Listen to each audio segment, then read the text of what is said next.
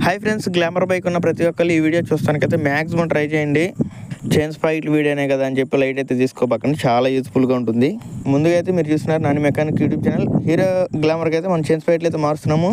ఈ చైన్ స్పాయిట్లు కూడా రెండు రకాలు అయితే ఉంటాయి. వైట్ కలర్ చైన్ స్పాయిట్లు, మీరు చూస్తుంది బ్లాక్ కలర్ చైన్ స్పాయిట్లు. మనకి గ్లామర్ పేరు మీద అయితే వస్తున్నాయి. మీరు చూస్తున్నారు కదా, ఆ బాక్స్ మీద కూడా గ్లామర్ అనే ప్లేయర్ అయితే కనిపిస్తుంది మనకి. హీరో ఒరిజినల్ ఐటమ్ కాస్ట్ వచ్చేసి 765 రూపాయలు. దీంట్లో రెండు రకాలు ఉంటున్నాయి.